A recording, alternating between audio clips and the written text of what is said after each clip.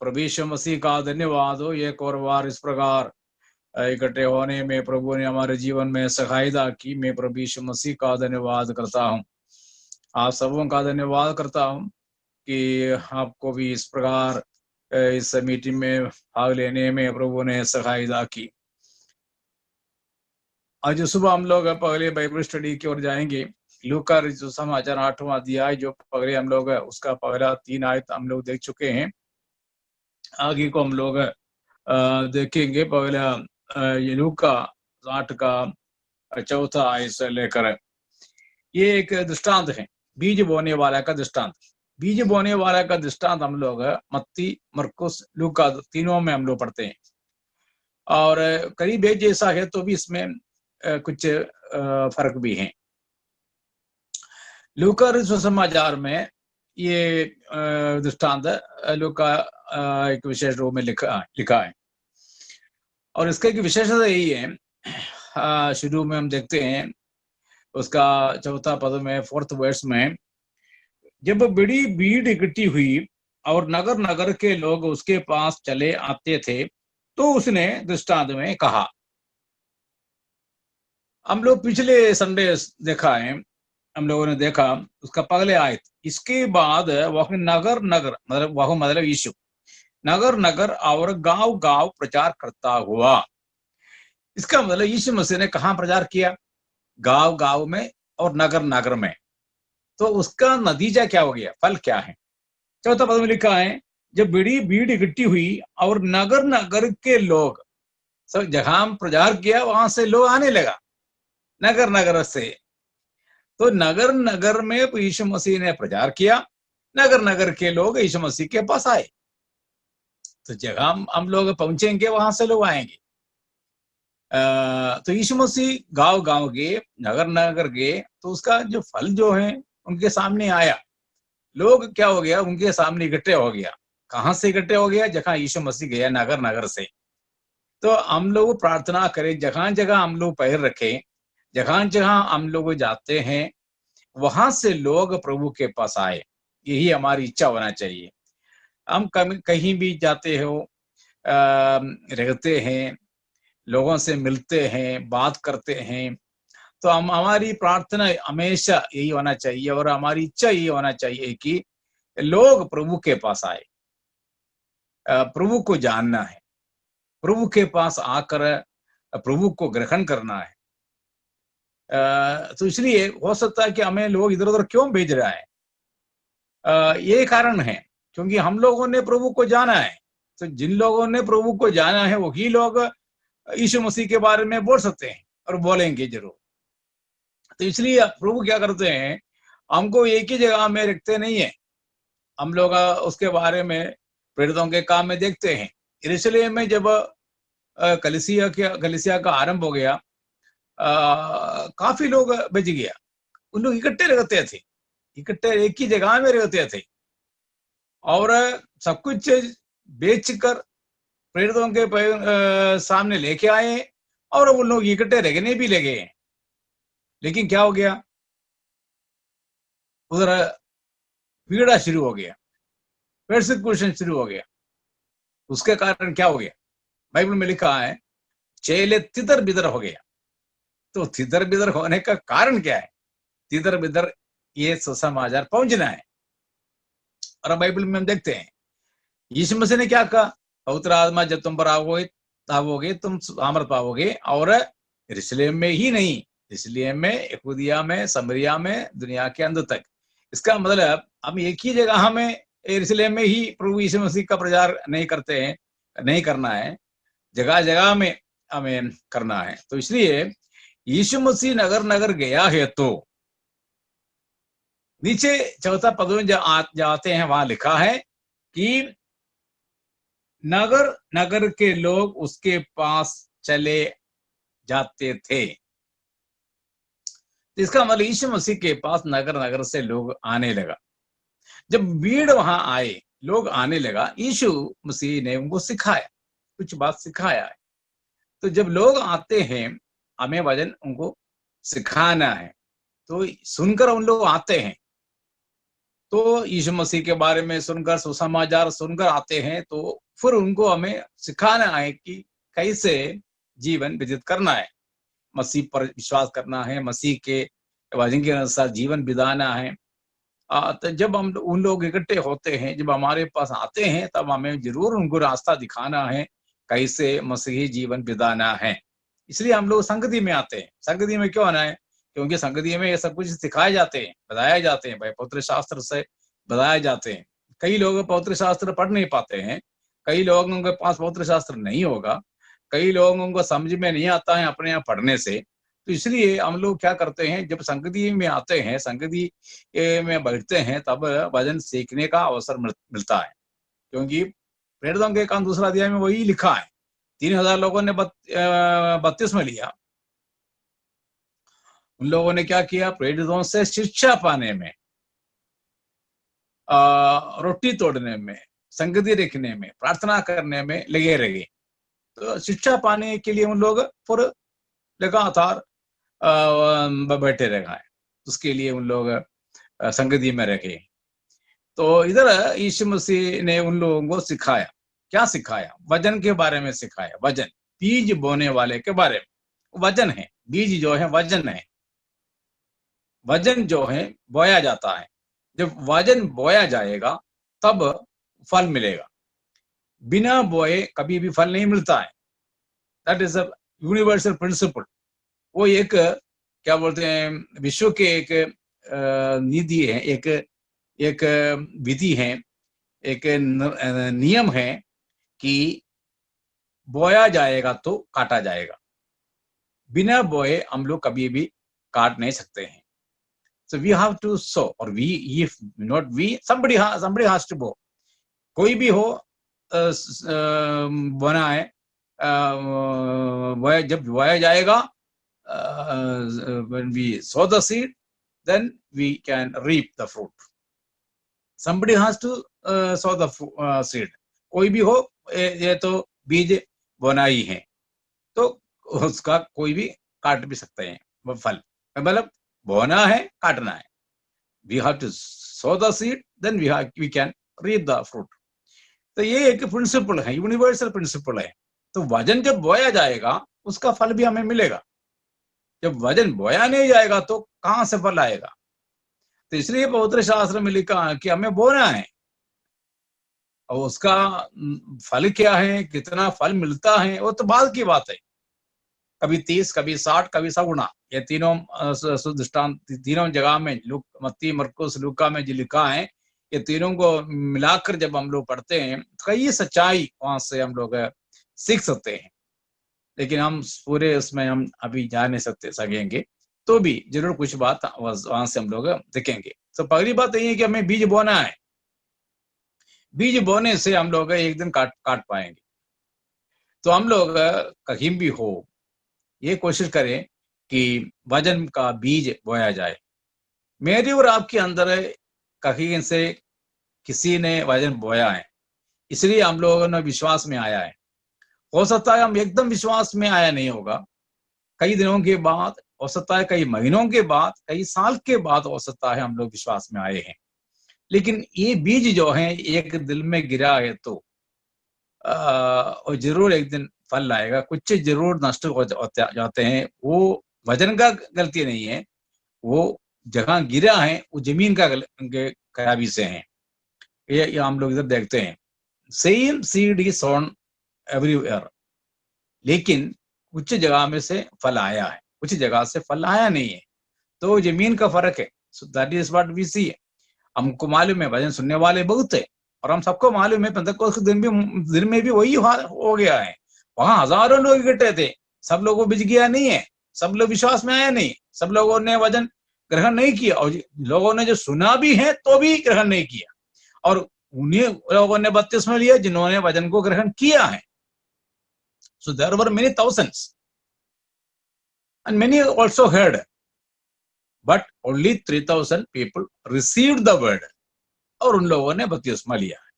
तो हो सकता है कि वचन जब बोया जाएगा वो कभी इधर उधर जाते हैं, लेकिन जिस भूमि में, अच्छी भूमि में गिरा है वो जरूर 30, 60, 100 गुना फल लेके आएगा। ये बीज बोने वाला बीज बोने के लिए निकला, और लिखा कि कुछ सड़क के किनारे गिरा, कुछ पथरीली जगह में गिरा, कुछ झाड़ियों के बीच में गिरा, कुछ अच्छी भूमि में गिरा। ये हमारे हृदय की अवस्था को दिखाते हैं। इसलिए हमें तो बीज बोने से पहले प्रार्थना करना है, Lord prepare the heart of the people. वचन का प्रचार करने से पहले हमें ये प्रार्थना करना है, प्रभु जी लोगों के हृदय को तैयार कर, ताकि इस वचन को उन लोग अपने हृदय में ग्रहण करने पाए, ये इधर उधर ना जाए। ये नहीं ये कान से सुना दूसरे कान से निकाल दिया। कई बार क्या होते हैं, हम लोग को, हमारे अंदर भी कभी ये कमियां हैं कि हम लोग वचन सुनते जरूर हैं, तो भी ये वचन हमारे हृदय में रगता नहीं है। न रगने के कारण फल नहीं आएगा। तो इधर यीशु मसीह ने बताया कि ये वचन सड़क के किनारे कुछ गिरा है। तो हो सकता है मेरा ये सोचे कि जरूर ये जिसने बीज बोने के लिए गया वो सड़क के किनारे कभी नहीं बोएगा, लेकिन वहां गिरा है। So it is not that farmer is knowingly sowing the seed near the road. सड़क के किनारे वो बीज नहीं बोएगा, तो जहां बोना है वहां ही बोएगा, लेकिन ये वहां गिरा है। सो हो सकता है कि जैसे वो बीज डाल रहे थे, ये भी उसमें से कुछ सड़क के किनारे गिरा है। So but what is happening, उधर क्या हो गया, ये है हमें आज देखना है। वजन जो इधर उधर गिरते हैं वो क्यों नाश होता है, उसका एक कारण ही है। इधर लूका ने वो बात लिखा है, मत्ती मरकुस ने उस बात लिखा नहीं है। मत्ती मरकुस से लिखा है कि सड़क के किनारे जो गिरा है उसके कुछ पक्षी आकर उसको लेके गया है। वो पक्षी जो है, जो चिड़िया जो है, शैतान है, शैतान को दर्शाते हैं। शैतान क्या करते हैं, वजन जो बोया जाएगा तो वजन को कभी लेके जाते हैं। तो Satan is stealing the seed and going away. That will never bring fruit. और कभी फल लेके नहीं आएगा।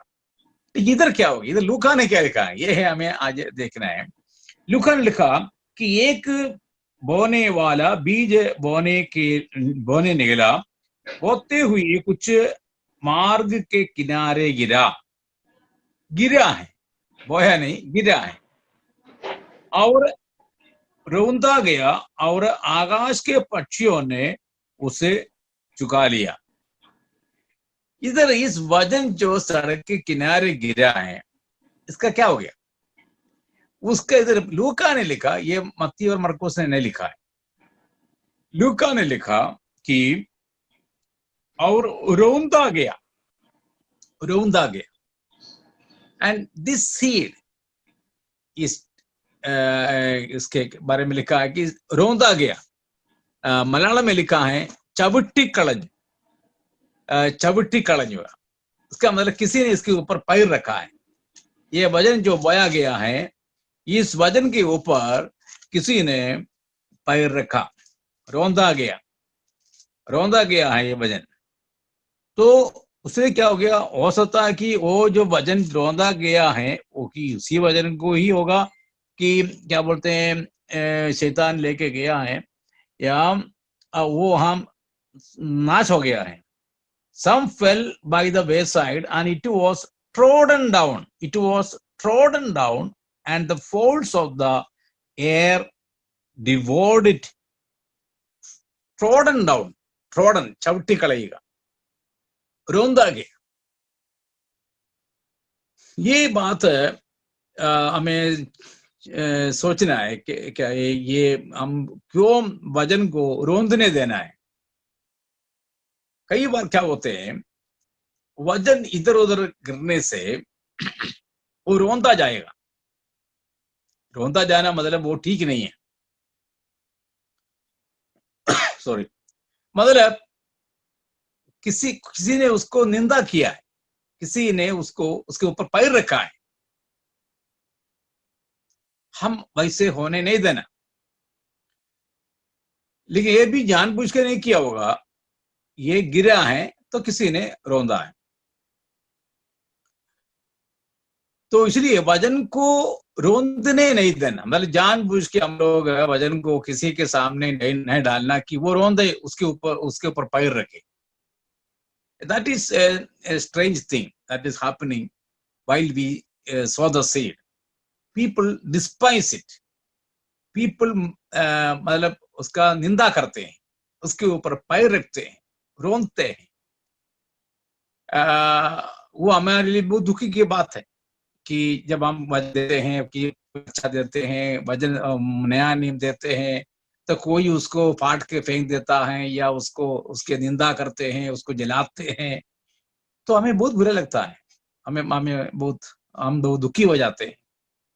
तो ऐसे अवसर हमें नहीं देना है लोगों को, कि इसलिए हम लोग प्रार्थना के साथ वचन को देना है।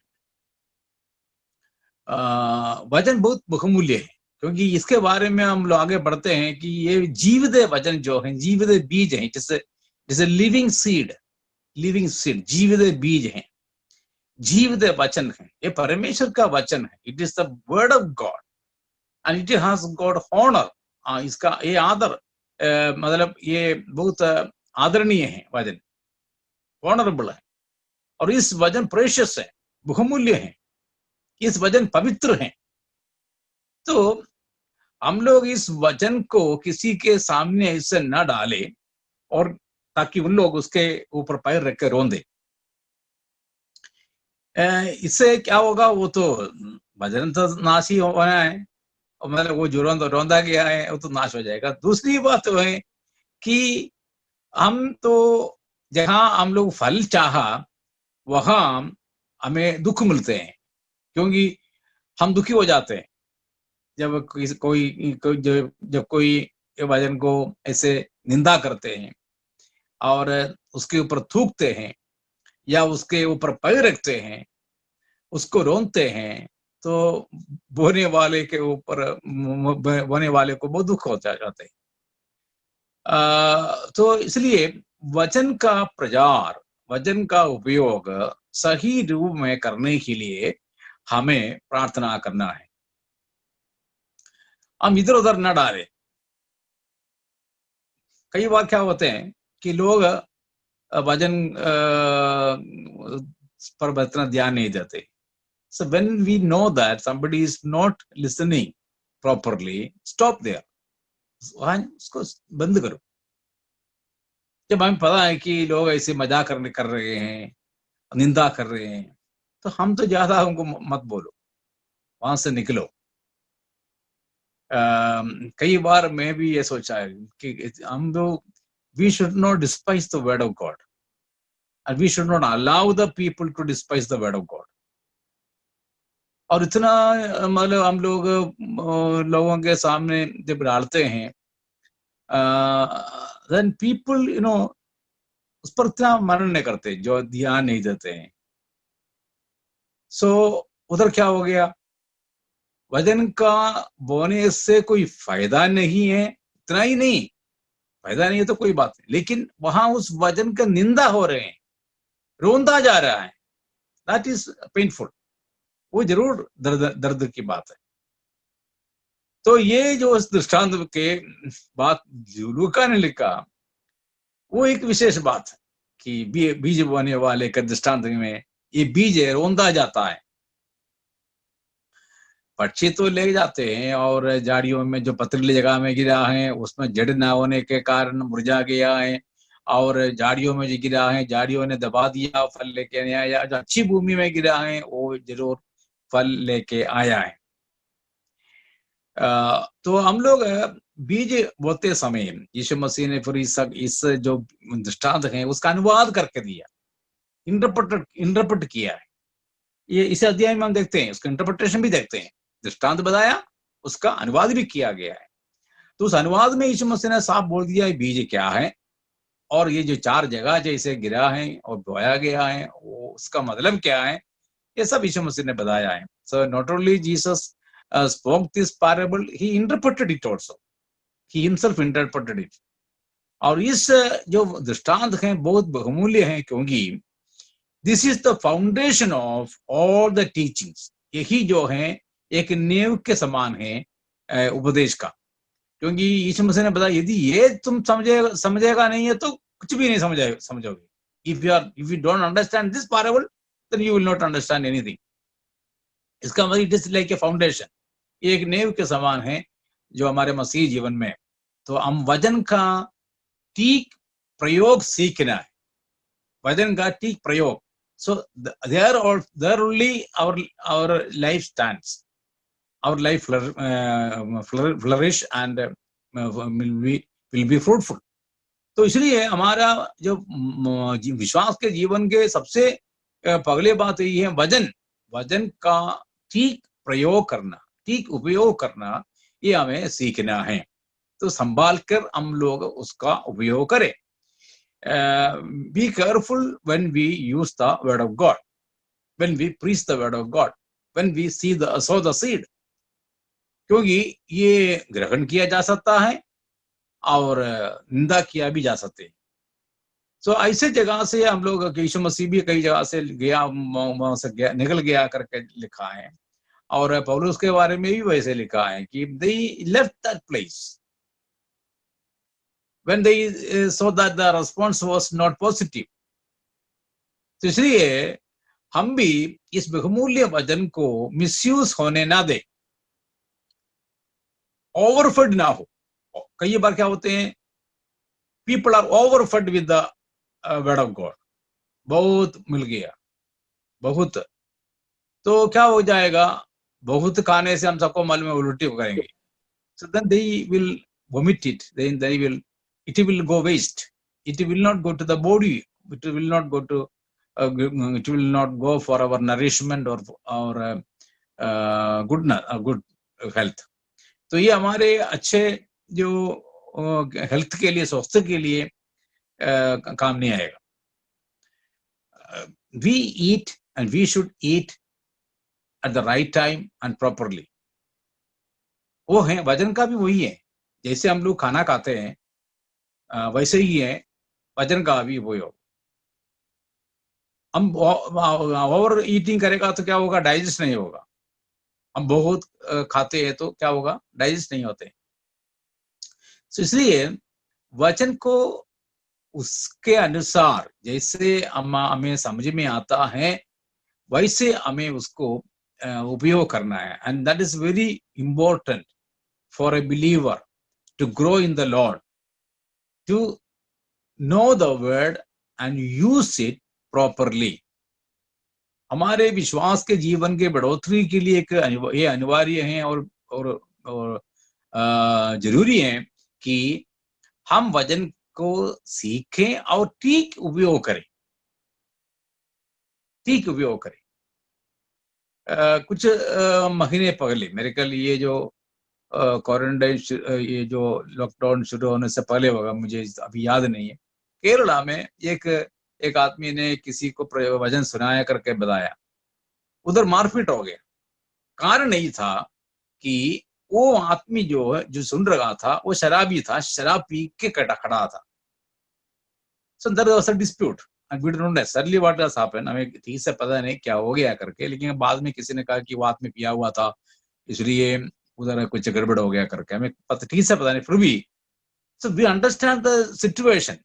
ऐसे शराबी आदमी के सामने क्यों हम लोग सुसमाचार का प्रचार करना है? वो तो उस समय वो ग्रहण करने के दिल में नहीं है, ग्रहण करने के स्थिति में नहीं है. He will definitely react and maybe violent. We do not know, but sometimes people accept it also. कभी हो सकता है कि उस समय मन फिराएगा, लेकिन जरूरी नहीं हमेशा ऐसा हो. तो इसलिए हम सोच समझकर वचन का प्रयोग करना है, कभी भी रोंदने नहीं देना. मेरे कहने का मतलब इतना ही है कि कभी भी बीज जो है रोंदने नहीं देना. तो वो होगा तो बोने वाले को भी दुख है और वचन का निंदा हो रहा है. So here we have to be very careful while we sow the seed. It should not be trodden by somebody, misbehaved by somebody, or misquoted by somebody. ये नहीं होना चाहिए. उसके लिए हमें प्रभु से प्रार्थना करना है, प्रभु जी हमें ऐसे बुद्धि दे, समझ दे कि इस वजन जो आपका वजन है, बहुमूल्य वजन है, बहुमूल्य बीज हैं, ये जीवित बीज हैं, ये गलत जगह में ना गिरे, गलत लोगों के सामने न पड़े, ताकि आपके वजन कभी भी रोंदा ना जाए, निंदा की बात ना बनने पाए. Praise the Lord. और अच्छे भूमि में गिरा है तो क्या होगा? जरूर फल ले आएगा. आज नहीं तो कल जरूर फल ले आएगा. 30 गुना, 60 गुना, 100 गुना फल लेके आएगा. तो इसलिए जरूर ये बीज डालना ही है, लेकिन सोच समझ के, समझदारी से हमें काम करना है, तब हमें जरूर फल मिलेगा. हम लोग अच्छा फल काटने पाएंगे. बोएगा तो कटने भी पाएंगे. So if we sow the seed, definitely we are going to reap. हम जरूर एक दिन कटने करेंगे. Praise the Lord. तो पिछले दिनों में हम सबको मालूम है कि लोग हमारे अंबाला में कितने साल पहले लोग आकर वजन का बीज बोया है. आज आपको मालूम है कितने सेवक लोग हैं, कितने कलीसियाएं हैं. तो हम सबको मालूम है कि उत्तर भारत में और हमारे देश में केरल से लेकर कश्मीर तक लोग गए हैं, वजन का प्रचार किया है, बीज डाला है, और उसका फल आज हम लोग इधर उधर से काट रहे हैं. और आज भी बीज बोया जा रहे हैं ट्राइबल एरिया में और पहाड़ी इलाका में. कई जगहों में लोग जाते हैं, प्रचार करते हैं, वजन का बीज बोते हैं, और एक दिन जरूर हम लोग उसका फल कटने पाएंगे. प्रभु हम सबको आशीष दे. God bless.